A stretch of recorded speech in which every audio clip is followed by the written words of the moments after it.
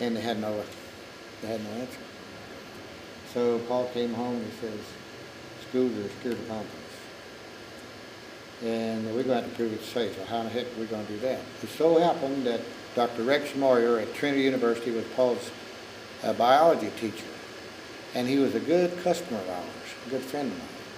So I called Dr. Moyer and asked him if compost could be tested for anything harmful. He said, yep, sure can. He said, in fact, Trinity is capable of doing that. But he said, Malcolm, that's an $8,000 test to do it right. Whoa. I said, well, you can forget it. So he said, no, wait a minute, I'll call you back. So he called me back and he says, I got a bunch of students who want to do that project, for their part of their research. And he says, we'll do all the work free if you furnish the paraphernalia, about $3,000. I said, man, let's get started. So I gave him 4 different types of compost so that everybody has something to play with. And I had one of them that I accidentally got, I had 2 trucks up in northeast Texas, and I told them to go by Lone Star Steel Industry and see if they had some iron filings they could give me. Came home with 2 big tractor trailer loads of iron filings. Wow. Well, our doors fit tight, they're watertight on the back of them big dump trucks. And when we opened those doors, we had this much waste oil in the bottom of each one of those trucks. Of course, I was dumping it on spread out sawdust and compost. We soaked it all up. So anyway, you can compost waste oil. It'll compost as good as anything. Nature made it.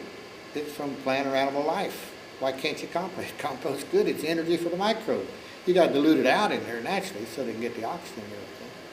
I go get him some of that. Anyway, he was into that test, several weeks, and he called me. He wanted to know if I ever saw insects in the compost pile. I said, well, no. It gets too hot. He said, well, the reason I asked, he said, 28% of the microbes are isolating out to look at.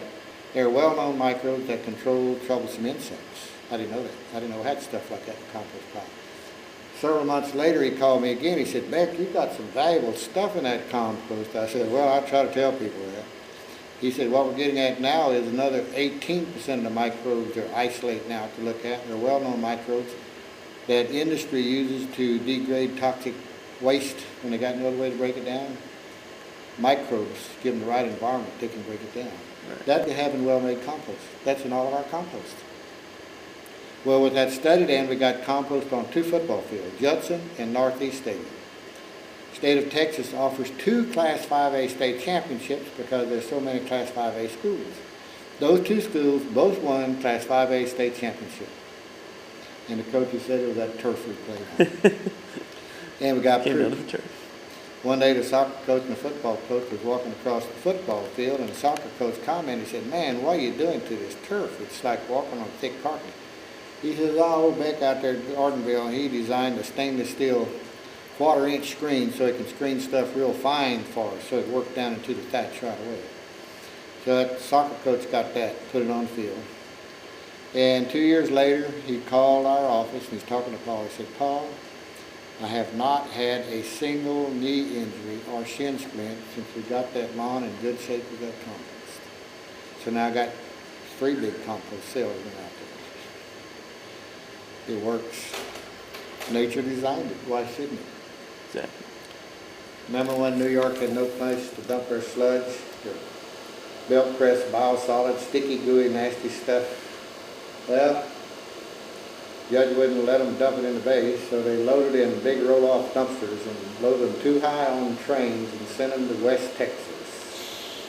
They got out there, the rancher said, you pay us and give the stuff to us free so you can dump it here. Well, I had no choice. So they got that big buggy, you see they're throwing it out. See how the grass looks? This is West Texas. That's good grass for West Texas. Yeah. That ain't the way it was when the white man first came. When the buffalo here, it was probably knee high.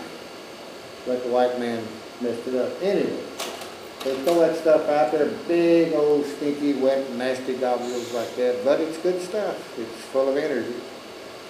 And I went out there, I was a consultant through that thing out there, telling me, yeah, it's going to work out, and helping dampen the neighbors and everything. And, 2.5 years I went back. Now look at that same spot.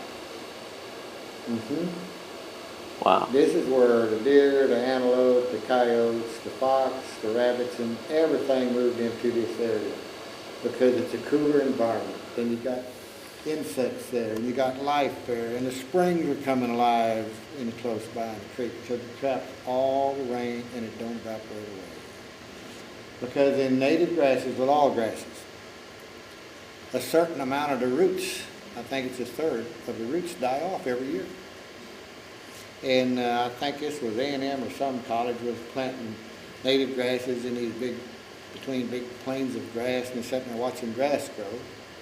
And then they noticed roots dying. Oh my gosh, what's happening? They knew roots were dying. Well, nobody knew that, I forget what percent it is, I think it's about 30 to 33%. Around a third of the roots die off every year. Huh. Well, those plants did that for a reason. Dead roots is what earthworms eat, so that attracts earthworms. And then with the earthworm holes and the rotted roots leaving channels, now water can penetrate into the soil. And you got all them worm castings, them wormholes, and them dead roots. It's fertilizer. And the plant puts out new roots in a different location. And then a year or two later, come back and put out roots in that area. See how smart nature is? Right. Quite a system. Yeah.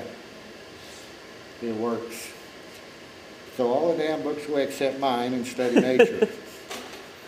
Because I study nature. Now, we built this little greenhouse in 1972 to grow our bedding plants in it for a farm. You know, it's expensive to buy 1,000 of tomato plants and several hundred bell pepper and eggplants and everything like that, so we grow the plants.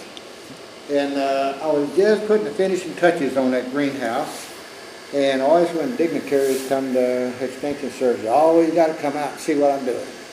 Well, I believe it was Dr. George Ray McKicken. He would stand by my greenhouse, he shook his finger at me and said, Beck, here's one thing you won't go organic with, and they all guaranteed me you're not going to go organic with a greenhouse because nobody ever has.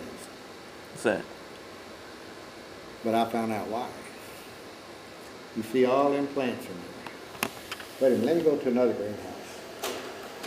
This is Roscoe Jordan's greenhouse. I worked with him on the railroad. He's an engineer on my job. And he saw my greenhouse, and he always wanted a greenhouse, but he wanted to grow commercial tomatoes, so I helped him. Anyway, he built this big greenhouse. It was 6,000 square feet, 60 by 100. And so I said, now go over to Stockdale. He's at Lavernia, only about 15 miles from Stockdale. I said, there's a lot of chicken houses over there. Go over, we should pick up and bring two of the biggest pickup loads of rock chicken manure you can find over and till it deep into this sand. He did that, and I gave him cedar wood chips to put in the walkways to walk on because I was dealing in cedar wood chips. And he fertilized with fish emulsion and run it through the irrigation system.